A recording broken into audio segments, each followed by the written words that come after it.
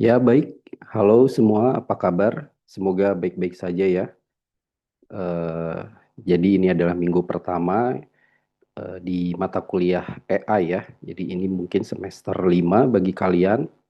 Ini adalah mata kuliah kecerdasan buatan atau artificial intelligence ya, AI. Sayang sekali ya, di minggu pertama ini kita tidak bisa bertemu atau bertatap muka secara langsung di kelas ya, mengingat situasi dan kondisi di mana ya, di jalanan gitu ya. Walaupun memang akhir ini sudah mulai kondusif ya, tuh, tapi kita tidak tahu, tidak bisa diprediksi keadaannya ya. Semoga kita apa ya, kita berdoa saja ya. Semoga keadaannya kembali normal, membaik ya, dan kita bisa belajar lagi secara aman ya, nyaman gitu ya, tenang gitu ya, dan sehat ya. Oke, jadi di minggu pertama ya, atau di pertemuan pertama ini seperti biasa ya, kita mulai ke pengenalan ya, pengenalan terlebih dahulu eh, mengenai konsep umum ya, konsep secara umum eh, atau fundamental ya, kalau di slide di sini. Ini ada fundamental AI ya, artificial intelligence atau kecerdasan buatan. Ya, saya kira bagi kita ya, atau kalian ya mahasiswa sudah tidak asing lagi ya dengan istilah AI ya, apalagi zaman sekarang ya, akhir-akhir ini 5 tahun terakhir ya, mungkin 3-4 tahun terakhir itu eh, kita benar-benar di apa ya, seperti dipaksakan mengenal gitu ya, mengenal sistem atau platform yang berbasis AI secara apa ya, tiba-tiba gitu ya. Mungkin dimulai dari ini apa, eh, COVID mungkin ya, zaman COVID itu, saat lockdown itu, nah itu mulai ya, eh, platform ya, alat-alat itu sudah seperti apa ya, dipaksakan semuanya berbasis AI begitu ya. Hampir-hampir apa, semua bidang ya, semua bidang itu tidak terlepas ya saat ini ya, di 5 tahun terakhir ini dengan istilah AI. Bahkan kalau menurut saya sekarang sudah menjadi hal yang eh, apa ya, biasa ya, hal yang biasa sehari-hari, sama seperti sebelumnya kita googling gitu kan, pakai Google gitu ya, nyari sesuatu di Google gitu kan. Nah sekarang tuh sudah pindah ke AI ya, semuanya sudah berbasis AI. Semua yang kita apa, eh, yang kita temui ya dalam sehari-hari kita berkegiatan, apa, beraktivitas, itu hampir semuanya sudah berbasis atau sudah didukung oleh yang namanya AI begitu ya. Kita buka sosmed ya, buka sosmed itu sudah AI ya. Rekomendasi apa, feed, rekomendasi apalagi, YouTube ya. Kita lihat video YouTube, kita lihat video Netflix ya, kita lihat story-story, kita lihat apalagi video-video di apa, TikTok ya. Nah, itu semua sudah berbasis AI ya. Terus kita juga ya, buat belajar juga kan ya, sudah banyak sekali tools-tools ya, platform-platform yang berbasis AI ya, yang tentu saja ya arahnya itu memudahkan ya, arahnya itu memudahkan kita ya dalam beraktivitas lah gitu ya, karena memang eh, asal mula atau apa ya, tujuan ya, tujuan utama kenapa AI diciptakan itu ya untuk membantu kita ya, membantu manusia ya sebagai alat bantu. AI itu memang diciptakan untuk itu ya, diciptakan sebagai alat bantu ya, untuk mendukung ya aktivitas atau kegiatan atau pekerjaan atau tugas ya dari kita manusia begitu. Itu memang memang sudah dirancang sejak awal AI itu untuk itu ya. Jadi saya kira sekarang memang sudah arahnya sudah mungkin tujuannya sudah mulai tercapai ya. Tujuannya sudah mulai tercapai gitu ya. Bahkan bisa melebihi ya. Bisa melebihi bukan hanya membantu tapi juga mengganti ya. Bahkan arahnya sampai ke sudah bisa mengganti tugas atau pekerjaan kita ya, yang biasanya dilakukan oleh tenaga manusia ya. Nah, sekarang sudah mulai tergantikan oleh AI begitu. Ya, jadi sudah melampaui ya, sudah tujuannya sudah bergeser ya. Nah, jadi saya kira ini sangat penting ya mata kuliah AI di prodi kita di bisnis digital ya. Ini sangat penting mata kuliah AI ini ya karena semua hal yang tadi ya sudah disampaikan ya, apalagi untuk tujuannya untuk bisnis ya itu sangat diperlukan ya AI ini.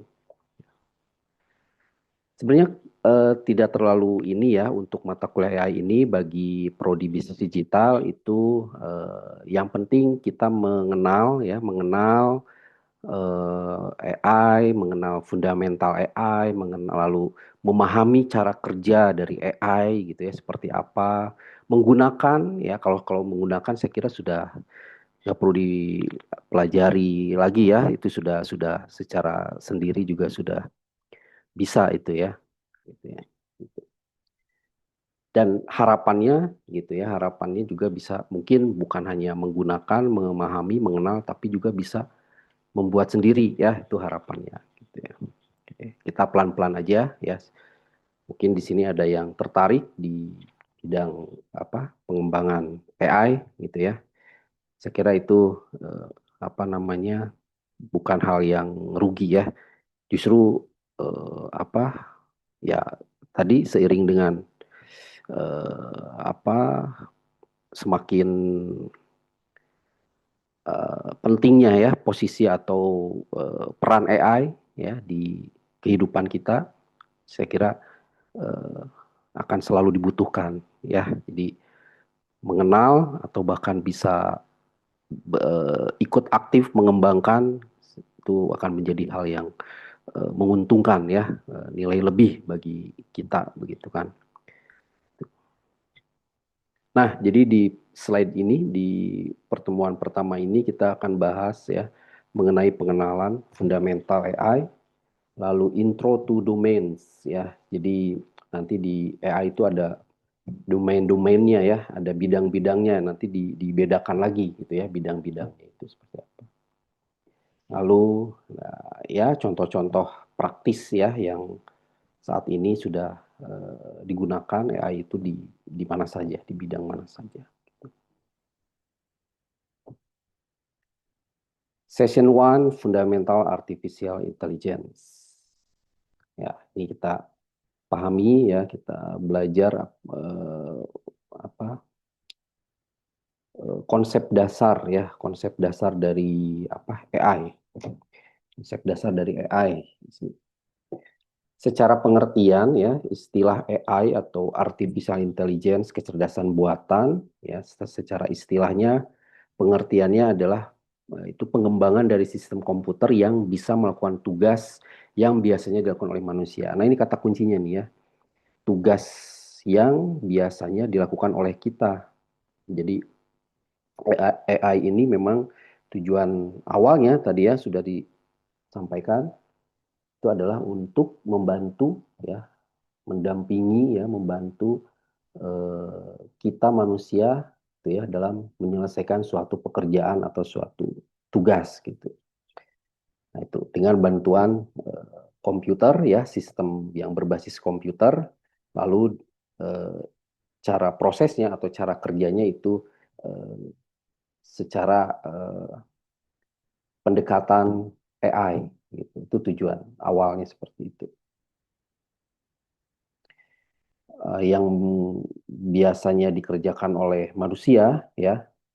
Jadi simpel ya, memahami AI itu pahami saja pekerjaan-pekerjaan yang bisa dilakukan oleh kita eh,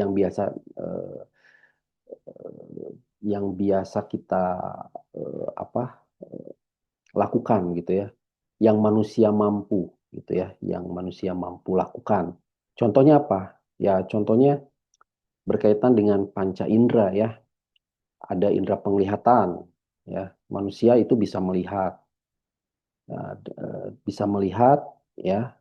Nah, berarti AI-nya ya, AI-nya itu juga diharapkan bisa melihat juga, seperti yang dimiliki oleh manusia, kemampuan yang dimiliki oleh kita manusia bisa melihat. Nah, berarti komputer sebagai benda mati gitu ya, komputer, sistem komputer itu gimana caranya juga bisa mampu melihat juga seperti eh, manusia dengan matanya gitu ya, bisa melihat. Nah, dibuatlah ya, dibuatlah sedemikian rupa ya supaya komputer sebagai benda mati itu juga bisa memiliki tugas yang sama dengan manusia yaitu melihat. Nah, itu. Terus apalagi berbicara ya, berbicara membuat apa menghasilkan kata-kata ya, berbicara itu kan menghasilkan kata-kata, membuat kalimat ya dan lain-lain. Itu juga dipaksakan sistem komputer ya, dibuat dirancang agar seolah-olah dia juga bisa berbicara ya, berbicara itu ya bisa apa namanya membuat berkata-kata ya, membuat kalimat dan lain-lain. Nah, seperti itu ya. Terus apalagi bisa berpikir ya, berpikir, bisa berpikir itu artinya misalkan gini, bisa membedakan, eh, kan kita sebagai manusia gitu kan, bisa ya membedakan mana kanan, mana kiri gitu kan, mana arah ke kanan, mana arah ke kiri. Bisa membedakan warna, oh ini warna hitam, ini warna merah, ini warna biru gitu kan.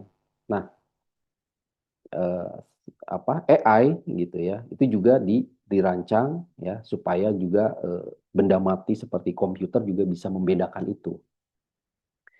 Atau bahkan yang lebih kompleksnya lagi, apa misalkan eh, memprediksi ya, memprediksi yang bahkan manusia pun mungkin tidak bisa ya, memprediksi gitu kan, memprediksi itu kan apa namanya mengira-ngira hal yang akan terjadi nanti kan, masa depan gitu kan, yang akan datang gitu di waktu yang akan datang begitu.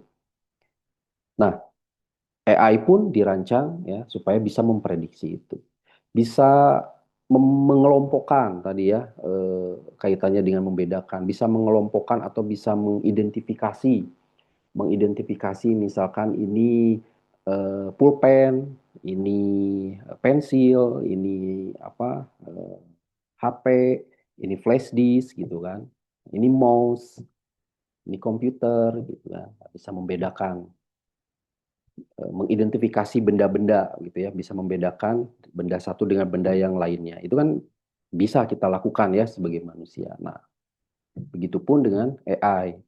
Itu dirancang agar benda mati ya, dalam hal ini komputer gitu kan. Sebenarnya tidak hanya komputer kan ya, benda mati yang bisa memproses gitu ya, yang punya prosesor gitu kan ya, komputer ya.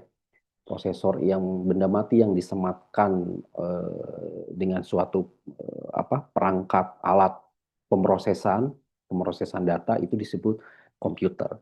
Nah, itu juga dirancang AI untuk bisa membedakan, mengidentifikasi, mengelompokkan seperti yang bisa kita lakukan tadi. Nah, itu ya tujuan utama dari AI adalah seperti itu ya, melakukan tugas yang biasanya dilakukan oleh kita, oleh manusia gitu. Ah, ini John McCarthy ya, ini yang orang pertama yang me, apa namanya menyebutkan istilah ya, term term AI, artificial intelligence, itu udah lama ya, udah sangat lama, sudah 70 tahunan yang lalu ya, hampir tahun 1956 gitu.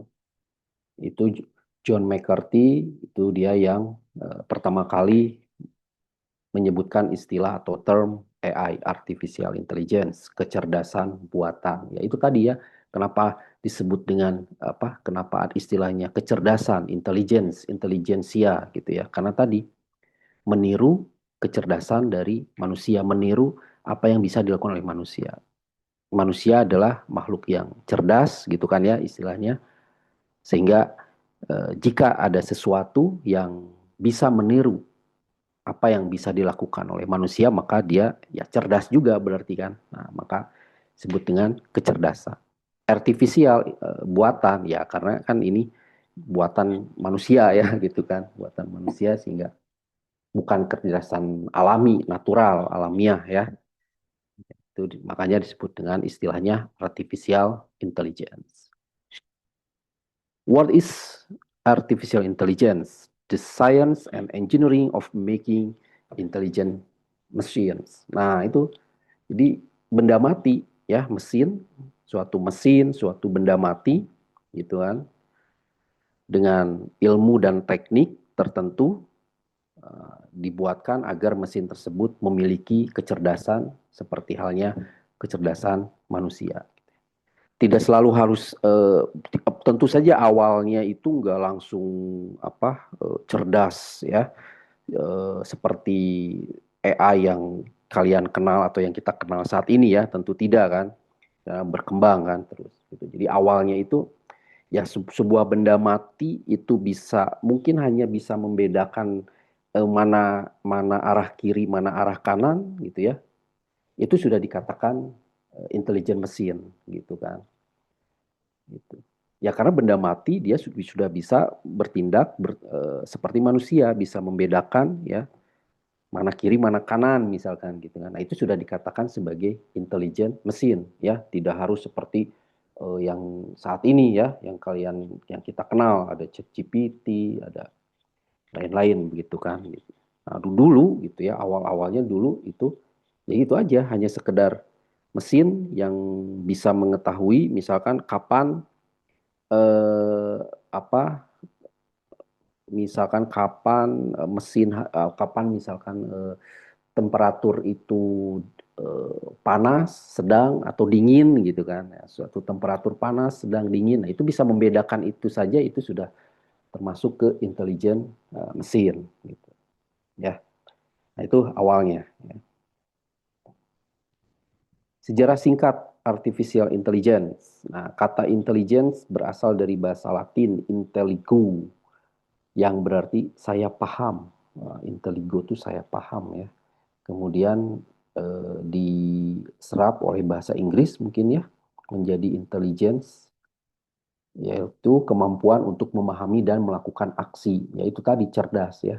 Cerdas itu apa? Cerdas itu ya ini kemampuan kita untuk bisa paham ya apa yang harus dilakukan gitu kan. Nextnya adalah melakukan aksi tersebut gitu. Jadi paham dulu baru melakukan aksi. Nah, itu sudah dikatakan sebagai intelligence gitu. Pada akhir 55, Newell and Simon mengembangkan The Logic Theories program AI pertama. Tapi John McCarthy lah yang dianggap sebagai bapak AI karena dia yang mencetuskan pertama kali istilah AI. Nah ini ya, gambar ini sudah bisa mewakili apa itu kecerdasan buatan atau AI ya. Di sebuah mesin yang seolah-olah disematkan atau seolah-olah memiliki otak seperti otak manusia ya, seperti otak manusia bekerja gitu kan. Nah, ini seperti mesin yang punya otak ya, di mana dia bisa melakukan tugas-tugas yang biasanya dilakukan oleh kita manusia. Seperti misalkan decision making, membuat keputusan, apa bisa membedakan gitu kan, bisa membedakan, bisa mengelompokkan itu decision making, solve complex problems ya, itu perform high level computation, memproses komputasi dalam level yang tinggi, increase accuracy ya. Nah, itu hal-hal yang bisa dilakukan oleh mesin yang seolah-olah disematkan otak seperti cara kerja otak manusia. Everybody should learn to program a computer because it teach you how to think. Wah, ya. Jadi sekarang menurut Steve Jobs di sini bahwa kebalik sekarang ya.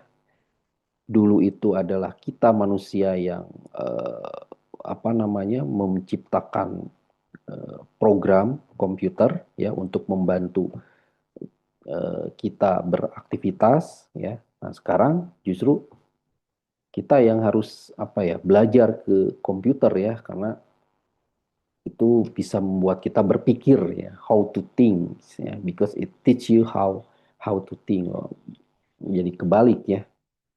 Jadi seakan-akan seolah-olah komputer itu pemikirannya lebih maju dibandingkan kita gitu ya. Dan memang terbukti ya, sekarang sudah terbukti. AI is our future ya. AI ada di sekitar kita dan kita telah hidup berdampingan dengan AI. Itu sudah proof ya, sudah terbukti, confirm ya. AI akan berdampak luas dan menciptakan peluang pekerjaan masa depan. Itu juga approve ya, confirm juga ya, terbukti ya. Nah, sekarang coba pikirkan sektor yang tidak terdampak oleh AI. Nah, silakan pikirkan sektor apa saja yang masih belum terdampak oleh AI. Saya kira hampir semua sektor ya, dalam kehidupan kita saat ini ya, apalagi di 5 tahun terakhir ini itu sudah semuanya ber, terpengaruh ya oleh AI ya.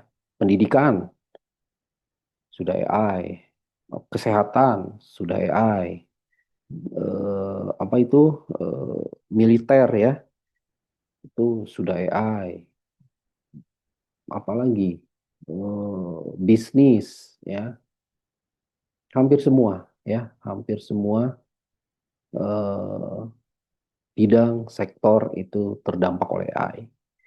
Coba sebutkan yang belum terdampak oleh AI, alasannya apa? Nah, di form diskusi ya di spot. Coba kalau ada yang apa bisa memberi apa namanya pendapat ya sektor apa yang belum terdampak oleh AI dan kenapa ya alasannya. Nah, ini contoh-contoh platform AI yang saya kira hampir semua yang ada di gambar ini pernah atau sering atau sedang kita gunakan ya. Ini semua adalah platform-platform di berbagai sektor di bidang kehidupan kita yang sudah berbasis AI. Oke, nah sekarang sudah mulai masuk ke ini ya, eh, apa namanya, pengembangan ya, perkembangan dari AI ya. Mungkin istilah-istilah yang ada di sini ya, ada machine learning, deep learning, itu juga sudah pernah kalian eh, apa ya, pernah mendengar atau bahkan sudah ada yang pernah mempelajari ya, atau bahkan sudah mahir ya. Karena saya kira ini sekarang sudah bukan lagi hal yang apa ya, ini ya udah ini sudah menjadi hal umum ya. AI, machine learning, deep learning, kata-kata itu saya kira sudah jadi umum ya untuk sekarang. Nah, ini apa bedanya ya? Perbedaan antara istilah ada AI, kemudian ada machine learning ya. Itu AI itu sebenarnya di dalamnya itu dia ada machine learning. Kemudian ada di bagian dalamnya lagi di apa namanya eh, perkembangan dari machine learning itu ada deep learning, ya. Di subset deep learning itu subset dari ML atau machine learning yang membuat komputasi jaringan saraf multi layer ya. Itu deep learning ya. Nanti kita pelajari ya. Satu semester ini akan kita pelajari ya machine learning, deep learning. Kemudian machine learning dan AI. Jadi tidak semua kalau kita apa ya ini ya jabarkan tidak semua hal yang apa dengan pendekatan AI itu machine learning ya. Jadi tidak semua. Jadi ada ini nih ada ruang ya ada sisa ruang yang dia AI tapi dia bukan masuk ke machine learning ya gitu. Lalu sebaliknya juga tidak semua yang machine learning itu adalah deep learning ya karena ada ruang sisa ruang yang dia tidak termasuk ke dalam deep learning ya. Apa itu machine learning, deep learning nanti kita pelajari ya. Lalu masuk ke session apa ini? Diversity of AI ya, pembagian AI. Jadi untuk saat ini sampai sejauh ini ya itu ada 3 level atau ada 3 pembagian ya berdasarkan apa ya ini ya cakupannya ya bisa juga berdasarkan kecanggihannya atau kecerdasannya begitu ya. Nah itu dibedakan menjadi 3 level of AI. Ada narrow, ada general, dan ada super ya. Nah ini perbedaannya nih. Narrow AI, most business case in artificial intelligence focus on solving particular very pointed challenge. Ya, jadi Nero ini dia AI yang hanya bisa melakukan satu tugas tertentu spesifik saja. Itu Nero AI ya. Misalkan AI yang disematkan pada mesin mesin di pabrik misalkan ya, mesin di pabrik untuk mengawasi temperatur mesin misalkan ya atau temperatur apa misalnya itu. Nah, itu masuk ke Nero AI. Jadi suatu apa namanya AI yang hanya spesifik untuk pekerjaan tertentu gitu ya. Gitu. Atau yang sekarang tuh misalkan kayak mesin AC gitu ya yang sudah bisa di apa yang sudah disematkan dengan AI di situ bisa mengetahui misalkan ada di dalam ruangan tuh ada orang atau enggak gitu. Kalau ada orang jumlahnya berapa itu otomatis ngikutin temperaturnya nah itu ya itu spesifik tugas tertentu to narrow AI. These narrow AI are great at optimizing specific tasks, ya, like recommending songs on Pandora or analyzing to improve tomato growth in a greenhouse gitu ya. Jadi hanya spesifik tertentu AI. Nah, itu rekomendasi lagu, rekomendasi video di YouTube misalkan ya. Nah, itu masuk ke apa namanya? Narrow AI.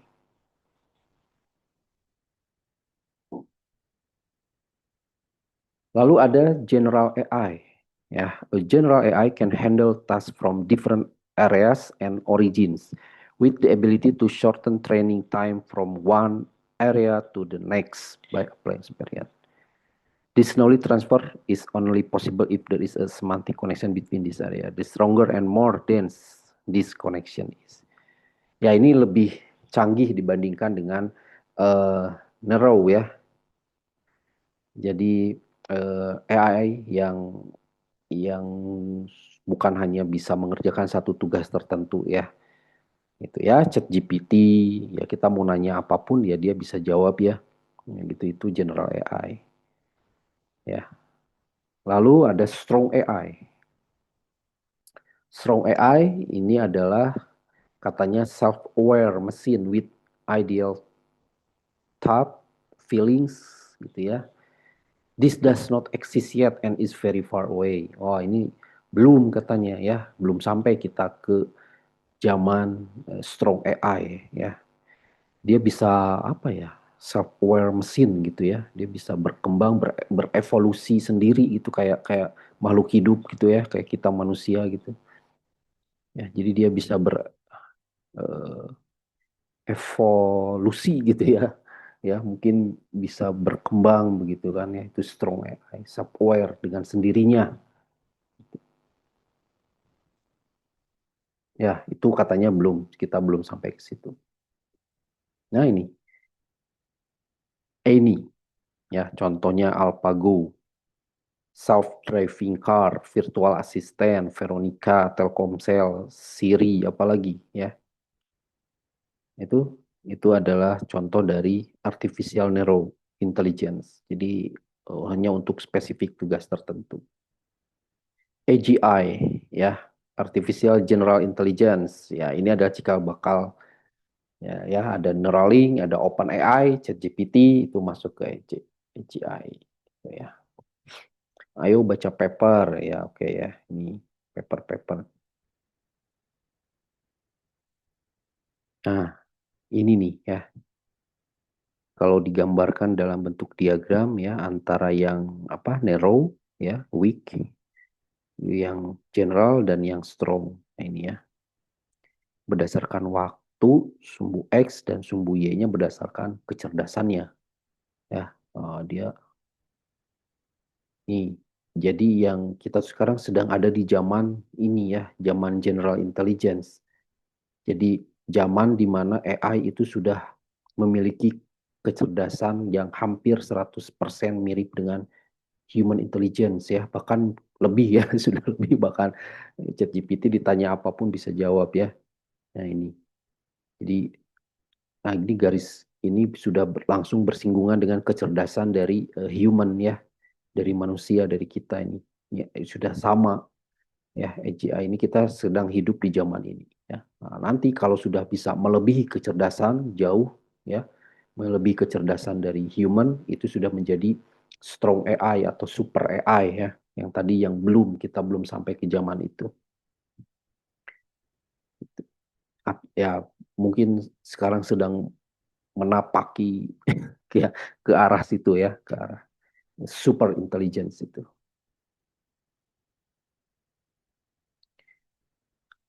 Oke, berikutnya ini ada fundamental machine learning ya. Nah, kita berkenalan dengan machine learning ya, karena AI, perkembangan AI saat ini ya itu tidak terlepas dari perkembangan teknologi machine learning, karena hampir semua AI yang kita kenal saat ini itu semuanya sudah eh, apa ya, berbasiskan ya pendekatan cara cara kerjanya itu sudah cara kerja dengan teknologi machine learning gitu ya. Jadi bukan lagi AI primitif ya. Jadi AI yang primitif itu AI belum sebelum era machine learning. Nah, sekarang yang kita ketahui saat ini platform-platform AI yang kita gunakan sehari-hari itu adalah AI yang sudah berbasiskan machine learning ya, sudah masuk ke era machine learning. Jadi saya kira sangat penting ya mengetahui, memahami apa itu machine learning. Bagian dari kecerdasan buatan, fokus utamanya yaitu pada desain sistem sehingga memungkinkan mereka, ya mereka itu maksudnya mesin ya, untuk belajar dan membuat prediksi berdasarkan beberapa pengalaman yang merupakan data dalam kasus mesin. Ya ini nih, kata kuncinya ini ya, dia bisa belajar. Nah, dari belajar itu dia bisa memprediksi.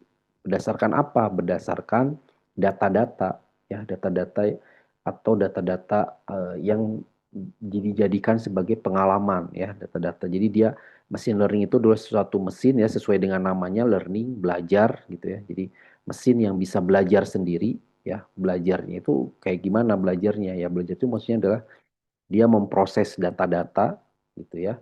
Nah, dari perilaku data-data tersebut dia bisa menyimpulkan sesuatu gitu ya.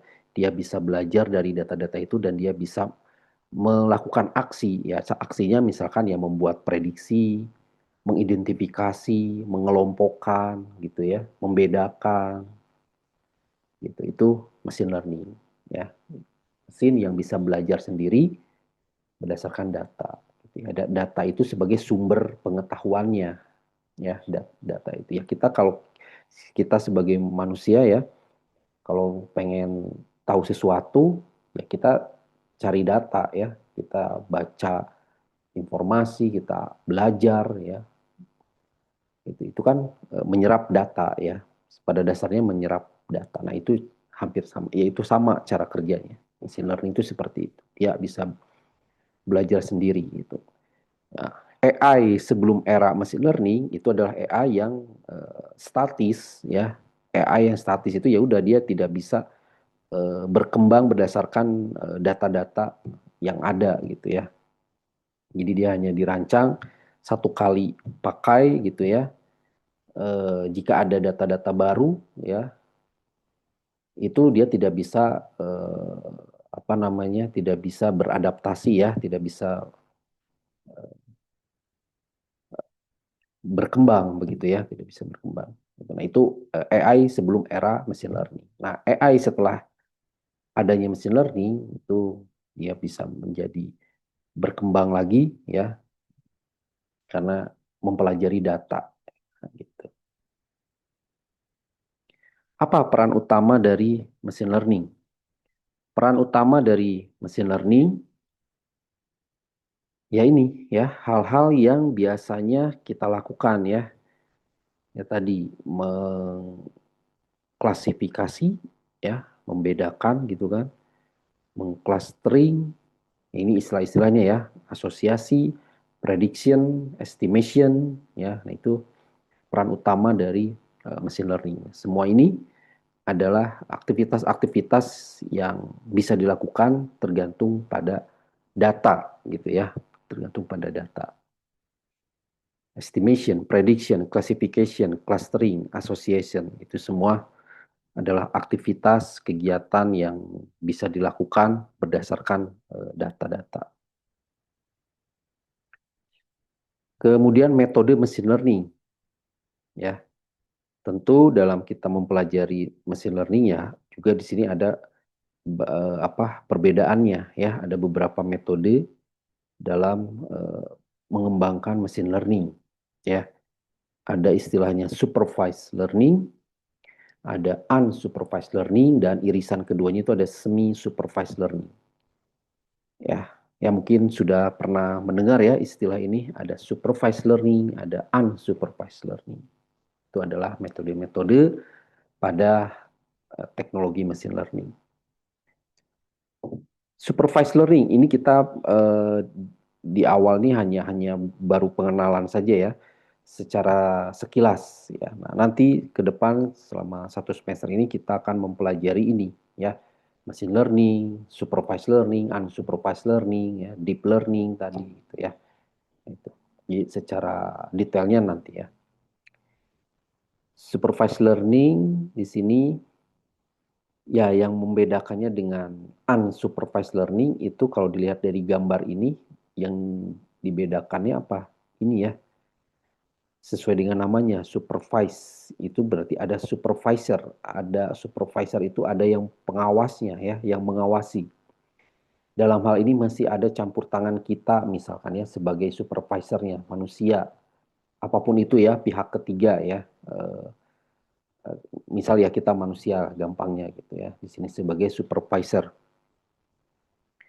Jadi untuk yang jenis supervised learning itu mesin learningnya itu tidak murni belajar sendiri ya secara mandiri gitu, tapi masih ada campur tangan kita sebagai supervisor. Nah, beda dengan unsupervised learning. Kalau unsupervised ini dia sudah tidak ada lagi supervisor, jadi benar-benar murni mesinnya bekerja atau belajar sendiri ya, belajar sendiri sesuai dengan kondisi data yang diinputkan gitu ya, dia akan apa training gitu ya, berlatih ya, berlatih sendiri gitu ya, berbeda dengan yang supervised learning. Nah, itulah ya sedikit perbedaan secara umumnya gitu ya. Nah, ini beberapa kategori algoritmanya ya. Nah, jadi nanti ada banyak algoritma yang bisa digunakan dalam mengembangkan machine learning ini ya. Tergantung mau bikin supervised learning atau yang unsupervised learning. Ya, yang supervised learning biasanya digunakan untuk klasifikasi gitu ya. Tadi regression ya, itu Ini banyak algoritmanya ya. Ada naive Bayes, ada apa linear regression, ada nearest neighbor, neural network, decision trees. Nah, ini nanti kita pelajari. Kemudian yang unsupervised itu biasanya untuk clustering ya. Ada k-means, ada fuzzy ya, dan lain-lain lah. Itu nanti kita pelajari. Kemudian ini apa ini? Smart farming, era digitalisasi pertanian. Nah, ini contoh-contoh ya. Tadi berbagai sektor di kehidupan kita itu semuanya sudah terdampak oleh AI ya. Ini ya contoh chatbot ya. Ini Amazon Go, ini apa? eh Supermarket atau minimarket tanpa kasir gitu ya. Jadi benar-benar semuanya serba otomatis ya. Tuh kita tinggal ambil barang ya, ambil barang, udah lewatin pintu, itu udah langsung kebayar gitu. Nggak harus nunggu transaksi dulu atau apa gitu ya. Jadi di setiap raknya itu ada sensor ya, yang bisa mendeteksi barang apa yang diambil kayak gitu. Itu Amazon itu. Ini nanti nonton aja ya di YouTube.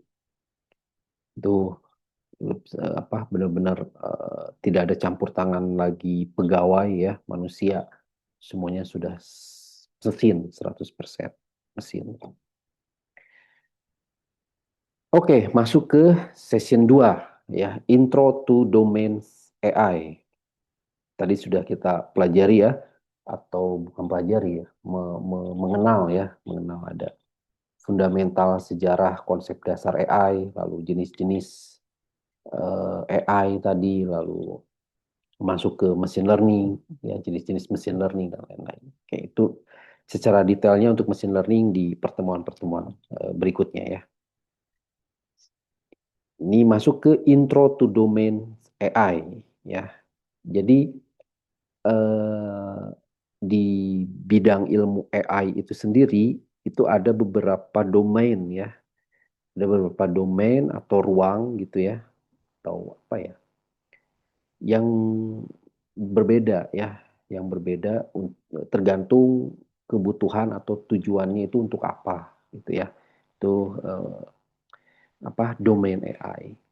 Nah, ada yang pertama ini ya, ada data science. Ya, mungkin pernah mengenal ya, pernah baca istilah ini. Ada data science ya. Lalu ada, bentar, saya lewat dulu. Ada apa lagi? Nah, natural language processing (NLP). Nah, ini juga domain yang kedua ya. Jadi tadi ada domain yang pertama itu data science, lalu ada NLP ya. Tuh, terus ada apa lagi? Ada computer vision ya. Ada computer vision, itu domain yang ketiga, computer vision. Ada lagi nggak? Oh, udah ya. Jadi ada tiga domain ya. Ada tiga domain secara garis besarnya, yaitu ada computer vision, ada NLP, dan ada data science. Apa yang membedakannya ya dari ketiga domain itu? Yang membedakannya adalah dari segi data yang diolahnya dan apa?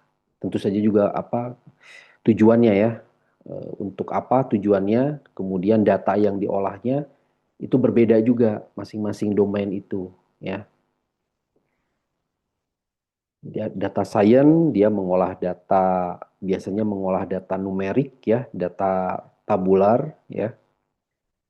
Kalau NLP, Natural Language Processing ya, sesuai dengan namanya, language itu bahasa. Kalau bahasa itu tidak terlepas dari istilah kata-kata ya, word ya, kalimat, teks ya, sehingga data yang diolahnya adalah data-data teks ya. Lalu ada computer vision. Nah, sesuai dengan namanya juga vision, melihat tadi ya, melihat visi ya, seperti mata kita melihat. Melihat apa? Ya, kita melihat gambar, melihat video. Nah, berarti data yang diolahnya adalah data-data multimedia ya, data video, data gambar. ya. Itu apa? Masing-masing domain AI itu tadi dibedakan berdasarkan jenis data yang diprosesnya atau yang diolahnya, ya. Itu. Satu, data science, ya. Nah, ini data science. Data science itu ini, ya. Sejarah data science. Topik yang paling hangat saat ini jika kita membahas tentang AI atau data science, ya. Data science memiliki hubungan yang erat dengan matematika, statistik, dan komputer, ya. Karena data yang diolahnya itu tadi ya, data-data angka, numerik, ya, tabular gitu kan. Jadi apa pengolahannya, pengolahan matematik, statistik gitu ya. Itu masuk ke data science. Data science dipopulerkan oleh DJ Patil dan Jeff Hammerbehold. Susah. Pada dasarnya data science adalah keilmuan statistik dan istilah data science ini juga muncul di akhir-akhir ini. Ya, data science, science itu ilmu ya, ilmu data gitu ya. Jadi apa ya, pengolahan data dengan pendekatan keilmuan gitu ya. Keilmuannya apa ya? Keilmuan matematika, keilmuan statistik gitu ya. Statisticians atau ahli statistik itu bisa saja disebut sebagai data scientist. Nah, seiring dengan perkembangannya teknologi machine learning, maka terciptalah istilah data science ini gitu ya. Jadi ini beriringan ya, sejalan gitu ya antara perkembangan machine learning lalu muncullah istilah data science ini. Nah, bicara tentang data science, ya, maka tidak terlepas dari data, gitu kan? Data science dari namanya kan ilmu data. Lantas data itu apa, gitu ya? Nah, ini data nih, ya, adalah kumpulan fakta seperti angka, kata, pengukuran, pengamatan, atau bahkan deskripsi sesuatu. Pokoknya apapun itu, tapi yang bersifat ini fakta, ya. Itu disebut dengan data. Kalau yang masih gosip, apalagi hoax, yang kebenaran atau keasliannya itu masih diragukan, itu bukan data ya. Jadi sifat utama ya, mutlak yang harus dimiliki oleh data ya, suatu data itu adalah bahwa dia harus fakta, harus benar, asli ya, bukan palsu, bukan hayalan, bukan imajinasi gitu ya. Itu harus fakta ya. Fakta itu real, dapat dibuktikan keasliannya, kebenarannya. Nah, itu data ya. Jadi kalau ngegosip ya, itu bukan data ya, hoax ya, berita palsu, berita tidak benar ya, itu bukan data ya. Jadi yang penting pokoknya apapun yang bersifat fakta itu data. Dan kumpulan ya, jadi tidak hanya satu. Ya, kalau satu, saya kira apa ya, eh, tidak kuat ya, belum kuat untuk dijadikan sebagai data gitu. Jadi harus kumpulan, harus banyak, lebih dari satu.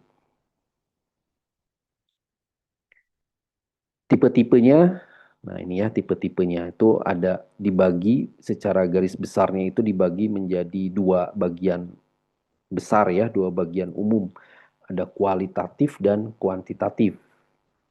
Kualitatif, contohnya tipe data nominal, ya. Contohnya itu ada gender, ras, apalagi itu, ya, ranking, ya, itu nominal.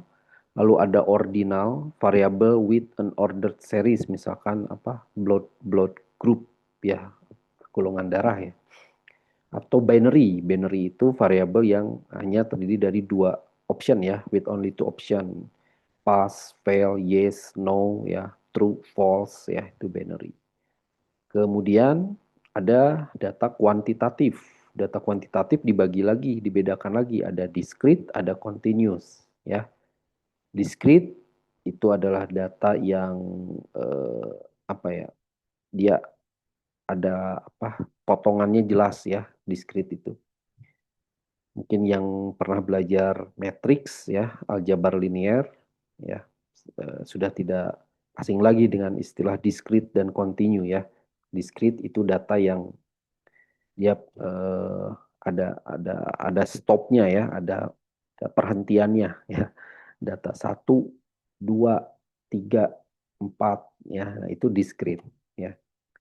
Kalau continue itu ya data yang eh, apa ya?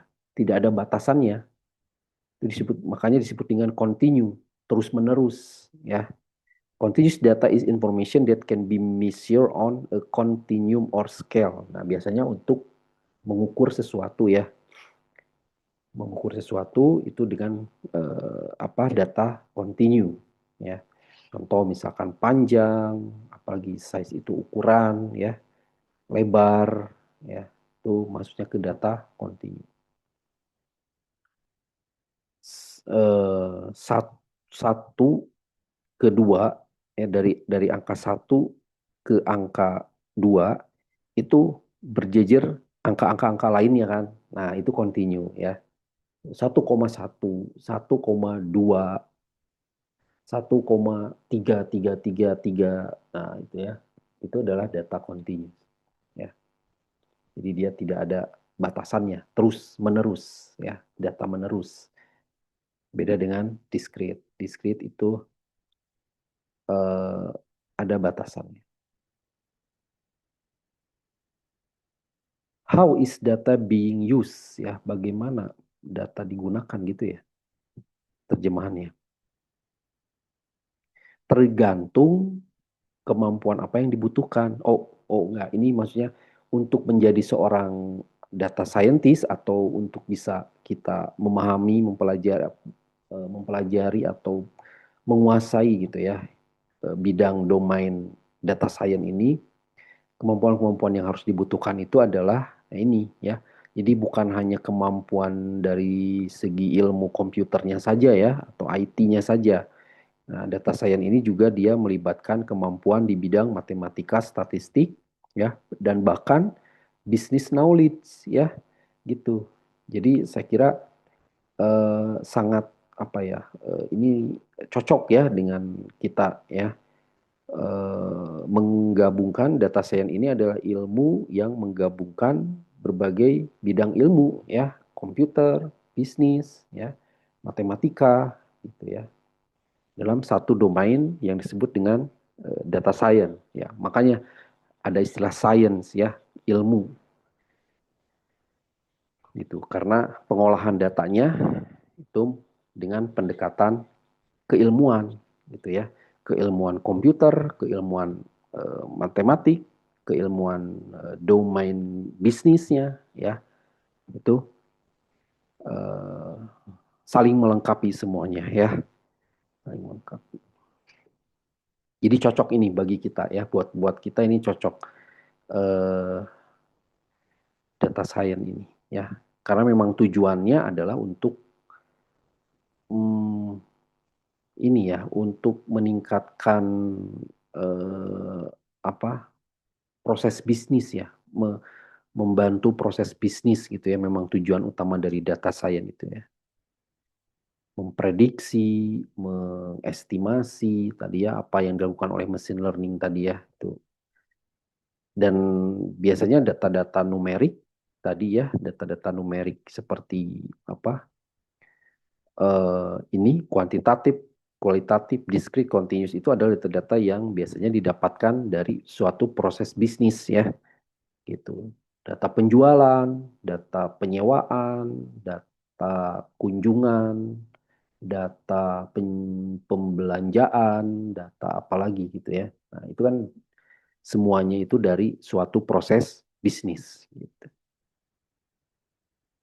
Oke, itu sekilas tentang domain data science. Akan kita pelajari secara detail ke depannya. Masuk ke domain yang kedua ya. Ya, jadi balik lagi tadi ya, eh, bahwa data science itu data yang diprosesnya adalah data-data tadi numerik ya, data kuantitatif, data kualitatif ya. Itu masuk ke ranah domain data science. Sekarang domain yang kedua itu ada NLP. Natural Language Processing. Apa itu? Ya, ini sejarahnya dulu. Itu sudah ada sejak tahun 50-an, di mana Alan Turing menerbitkan sebuah artikel berjudul Computing Machinery and Intelligence. Nah, mungkin sudah ada yang mengenal ya, ada istilahnya ada Turing test ya, atau ada mesin Turing ya. Mesin Turing itu Alan Turing yang menciptakan sebuah mesin yang bisa memecahkan kode dari mesin Enigma ya, kalau pernah tahu ceritanya ya, ada filmnya tuh, mesin Turing itu sebuah mesin untuk memecahkan kode sandi rahasia dari mesin Enigma buatan Nazi Jerman zaman Perang Dunia gitu ya. Nah, berasal dari situ awalnya berkembanglah ya menjadi natural language system ya, dimulai pada akhir 80-an. Ada revolusi dalam NLP dengan diperkenalkannya algoritma machine learning. Nah, balik lagi ya, jadi dengan perkembangannya teknologi machine learning, maka teknologi NLP juga semakin berkembang. Pada tahun 2010-an, representasi pembelajaran dan metode machine learning gaya deep neural network tersebar luas. Nah, itu ya. Makin sini sudah semakin canggih ya. Pengantar NLP area pengantar dan oke. Apa itu natural language processing? Tipe datanya. Nah, untuk bisa memahami apa itu NLP, kita lihat data yang diolahnya. Data yang diolahnya tadi kalau berhubungannya dengan language, bahasa, itu berarti kan dengan kata-kata gitu kan, dengan kalimat, dengan teks gitu ya, lalu dengan ucapan gitu kan. Kita mengucapkan kata-kata, mengucapkan kalimat ya, menulis kalimat, menulis kata-kata. Nah, itu semua masuk ke ranah NLP ya.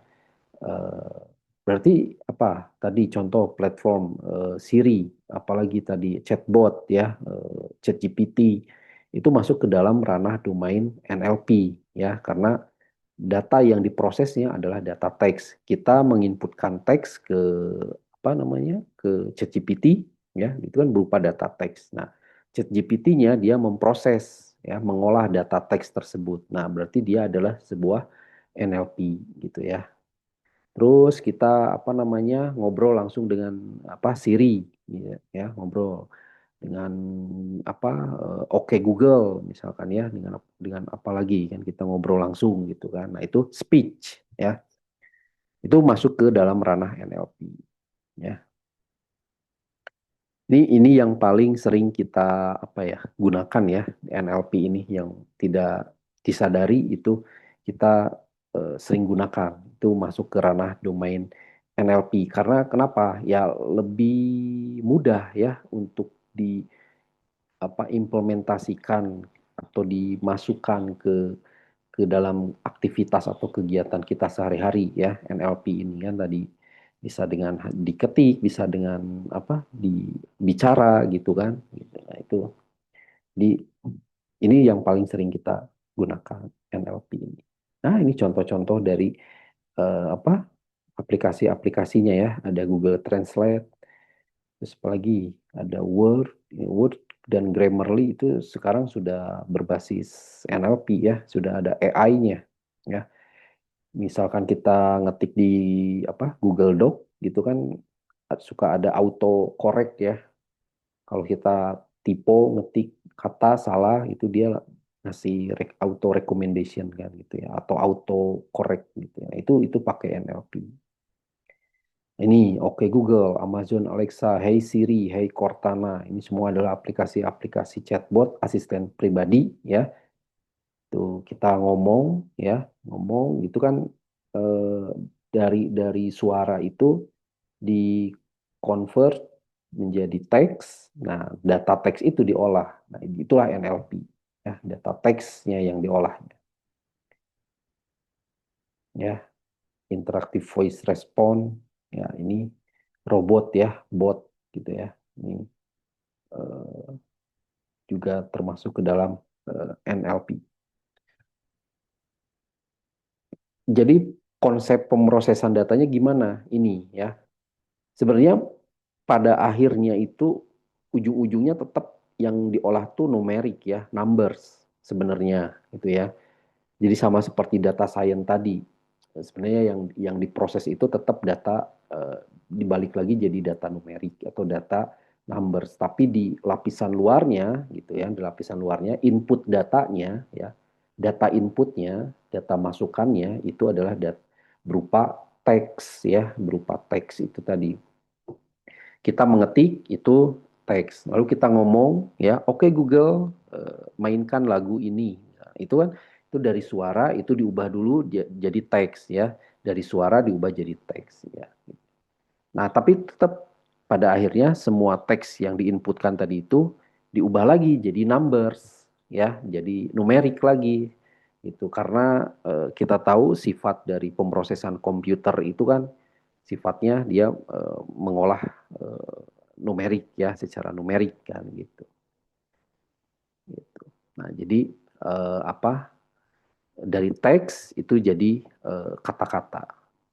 Nah, di dalam konsep NLP ini ya bagaimana tekniknya ya, teknik dari teks itu bisa jadi numbers. Nah, ini ada istilahnya tokens. Tokens ini apa ya? Jumlah gitu ya. Jadi kita mengkonversi dari teks menjadi angka, menjadi angka. Kalau angka-angka itu representasi dari suatu jumlah ya. Satu, dua, tiga itu kan jumlah ya. Jumlah. Gitu. Nah, itu dalam disebut apa, istilahnya tokens ya. Nanti kita pelajari lebih lanjut ya. Nah, ini contoh apa ya, cara kerja dari NLP dengan pendekatan back of words representation. Nah, ini. Jadi dari teks ya, kita inputkan teks seolah-olah teks ini masuk ke suatu kantong gitu ya, ke suatu apa, keranjang ya. Kemudian eh, apa, seperti cara kerja kita memasukkan benda ke dalam tas, ke dalam kantong itu, kan kita mau masukinnya satu-satu ya. Paling gampang tuh satu-satu masukinnya. Kayak tas belanjaan atau kantong belanjaan, ngambil barang, masuk satu, ambil barang, masuk satu gitu. Enggak, ambil, langsung masukkan, sulit ya. Gitu. Nah, ini kayak gitu cara kerjanya. Jadi dari teks ini yang banyak kata-katanya ini, itu seolah-olah kita masukin satu-satu per kata, masuk satu I, masuk love, masuk this, masuk movie, masuk it's, masuk gitu ya. Jadi seolah-olah kita masukin satu per satu itu.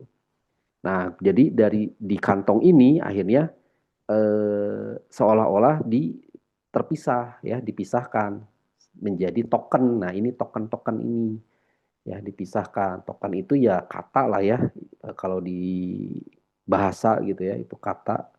Jadi kalau di dalam satu paragraf atau dalam satu kalimat itu dipecah, dibagi-bagi, dipotong jadi per kata atau per token kalau di istilah teknis apa, komputerize-nya ya, istilah komputasinya gitu. Jadi it, I, the, to gitu kan. Nah, itu.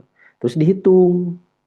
Ya, dihitung berapa jumlah it di dalam kantong ini. Oh, ada 6. Berapa jumlah token I di sini ada 5. Terus gitu ya. Sehingga akhirnya balik lagi jadi representasinya dalam bentuk number ya, dalam bentuk angka gitu ya. Balik lagi gitu, dari teks jadi angka. Itu konsep dari back of words itu. Nah, kalau sudah dalam bentuk angka ya udah kesananya tinggal diolah ya, tinggal diproses secara numerik gitu ya, seperti data science tadi. Gitu. Nah, itu ya pengenalan mengenai domain yang kedua yaitu NLP. Lalu masuk ke sekarang pengenalan domain yang ketiga ya, computer vision. Computer vision. Flashback dulu sedikit tadi, data science, data yang diolahnya adalah data numerik, inputan datanya data numerik, kemudian NLP, data yang diolah data teks, inputannya data teks, ya. Kemudian yang ketiga ini domain computer vision, sesuai dengan istilahnya vision, ya, melihat. Nah, itu.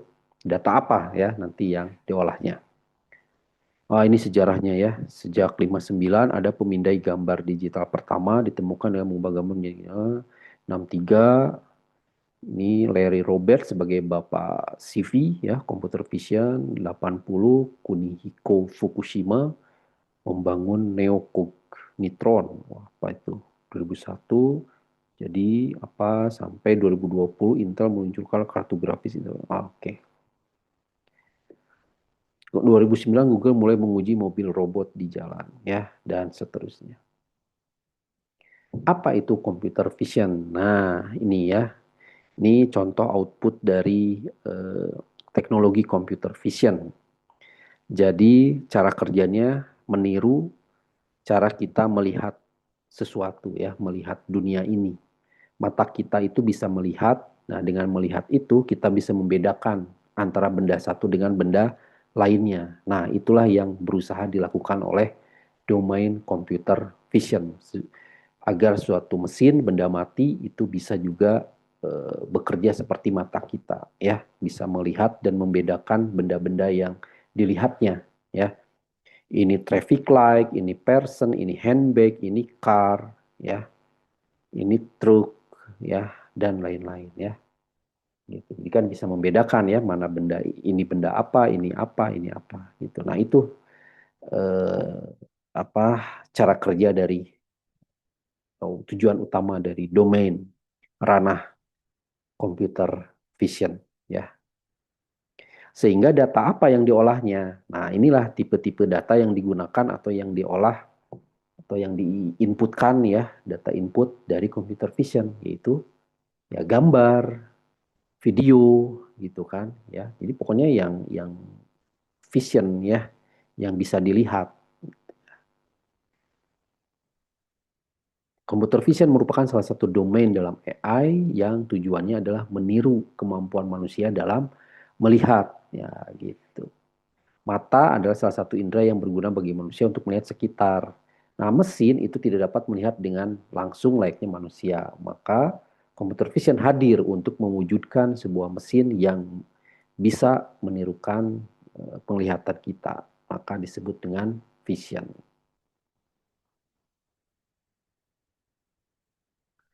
Apa saja yang bisa dilakukannya? Ada image analysis, image processing, image understanding ya. Oke, nanti kita pelajari itu ya. Nah, ini hal-hal yang bisa dilakukan saat ini ya. Sejauh ini itu ada object detection, bisa mendeteksi objek. Ada image classification, mengkategorikan suatu gambar ke dalam suatu kategori tertentu. Oh, tadi membedakan ya kategori ya, ini apa flash disk, ini HP, ini apa gitu ya. Nah, itu. Kemudian image localization, pengembangan dari tugas tersebut di mana outputnya tidak lagi berupa kategori, tapi letak dari objek. Oh, ini eh, apa namanya? Ada di posisi ini ada di sini, ada di sini gitu ya, bukan lagi membedakan benda, tapi sudah bisa mendeteksi keberadaan ya suatu benda di dalam gambar atau di dalam video. Nah, itu ya, object detection, klasifikasi dan lokasi untuk beberapa objek dalam satu gambar ini ya. Beda ini ada cat, ada dog, ada duck ya. Nah, ini contoh-contoh penggunaan aplikasi-aplikasi dengan pendekatan atau domain computer vision, face lock in smartphones ya. Itu berdasarkan wajah ya. Itu kan bisa membedakan mesin. Ini wajah kita, ini wajah saya, ini wajah orang lain gitu kan. Itu bisa membedakan. Unusual behavior detection, sistem kamera yang dikembangkan oleh AI yang memberikan notifikasi bila ada kejadian mencurigakan, perkalian, kecelakaan darurat, pencurian. Oke, ya itu sekilas tentang computer vision ya, atau secara umum domain AI. Tadi ada tiga ya, data science, NLP, dan computer vision. Lalu masuk ke session 3, ini apa ya? Inspiring AI Readiness ya. Ini sebenarnya ya hal-hal yang perlu dipahami ya eh, dalam AI saya kira cukup ya saya kira. Oke. Cukup ya. Hmm, itu dulu mungkin untuk pertemuan awal ini ya. Intinya adalah tadi ya, mengenal dulu istilah AI, lalu perkembangan sejarah AI, jenis-jenis AI, kemudian yang paling penting itu tadi jenis-jenis domainnya ya. Jadi selama satu semester ke depan kita akan mempelajari tadi ya, machine learning, deep learning, lalu tiga domain tadi ada data science, NLP dan apa namanya computer vision ya. Bukan hanya mengenal ya secara teori, tapi juga diharapkan kita praktik ya, bisa mengembangkan sebuah aplikasi ya, walaupun mata kuliah ini hanya 2 SKS ya, tapi saya kira dengan apa bantuan AI juga gitu ya. Sekarang banyak kan platform AI, saya kira kita bisa lah ya mencoba ya untuk eh, berharap bisa mengembangkan sebuah aplikasi berbasis AI ya gitu. Oke, saya kira cukup ya untuk apa materi di minggu pertama ini ya. Jika ada pertanyaan atau hal lainnya bisa diketik di diskusi atau mudah-mudahan kita bisa bertemu di kelas minggu depan ya. Oke, terima kasih dari saya ya.